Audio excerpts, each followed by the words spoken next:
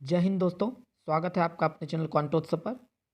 आज के वीडियो में हम एसएससी जीडी के एग्ज़ाम में 11 जनवरी सेकंड शिफ्ट में पूछे गए सभी रियल प्रश्न को देखेंगे। लेकिन इससे पहले अगर आप हमारे चैनल पर नए हैं तो हमारे चैनल को सब्सक्राइब करके बेल आइकन को प्रेस कर लें ताकि मेरे नए वीडियो के नोटिफिकेशन आपको मिलते रहें। और अगर आपको इस वीडियो की PDF चाहिए तो आप हमारे टेलीग्राम चैनल से जुड़ सकते हैं, जिसका लिंक आपको कमेंट में भी पिन कर दिया जाएगा। और हमारे चैनल का नाम है क्वांटोत्सव ऑफिशियल। यहाँ आपको हर दिन के कंप्लीट PDF मिल जाएंगे।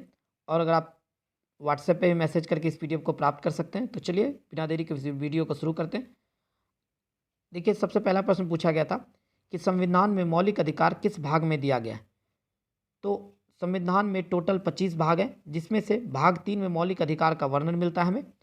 और देखिए, शुरुआत में 7 मौलिक अधिकार थे, लेकिन एक मौलिक अधिकार संपत्ति के अधिकार को 44वां संविधान संशोधन के तहत हटा दिया गया था। अब केवल 6 मौलिक अधिकार बचे, तो वो देख सकते हैं कि कौन कौन से 6 मौलिक अधिकार है। सबसे पहला है आपका समता और समानता का अधिकार, जिसका वर्णन अनुच्छेद 14 से 18 में मिलता है। दूसरा है स्वतंत्रता का अधिकार, जिसका वर्णन आपको अनुच्छेद 19 से 22 में मिलता है।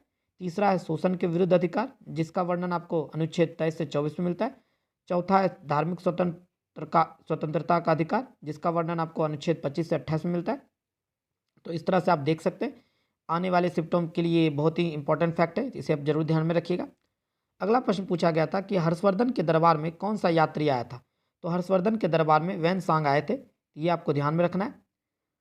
अगला प्रश्न देखिए, पूछा गया था कि अनुच्छेद 243A का संबंध किससे है। तो इसका संबंध पंचायती राज का गठन से है, ये आपको ध्यान में रखना है।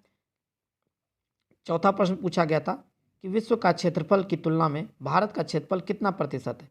तो देखिए, अगर भारत के कुल क्षेत्रफल की बात की जाए तो भारत का कुल क्षेत्रफल आपको इतना होता है, और जो कि विश्व की कुल सतह का लगभग 2.4% होता है।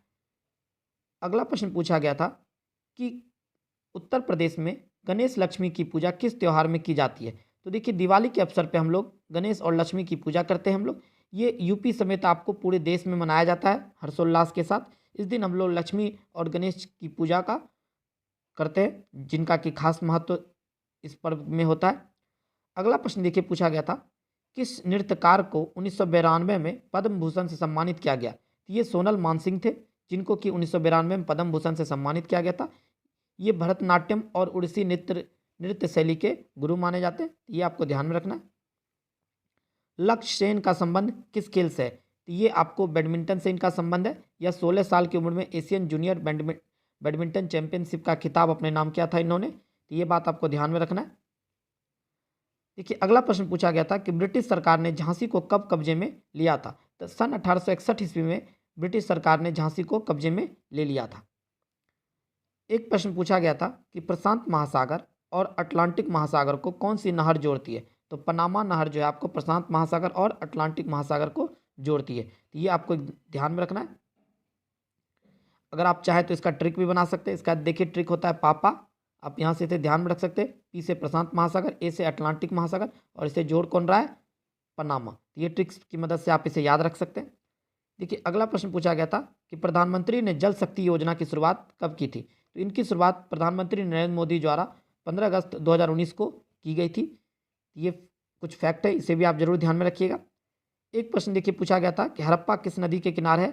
तो हड़प्पा रावी नदी के तट पर स्थित है।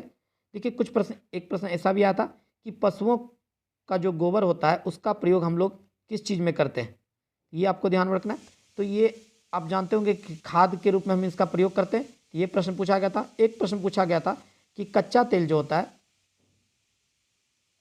इसको लाने के लिए किस चीज़ का प्रयोग किया जाता है। तो इसको हम लोग पाइपलाइन की मदद से एक शहर से दूसरे शहर तक ले जाते हैं। ये 2 क्वेश्चन भी मिले हैं, आपको ध्यान रखना है। तो चलिए, इस वीडियो में इतना ही।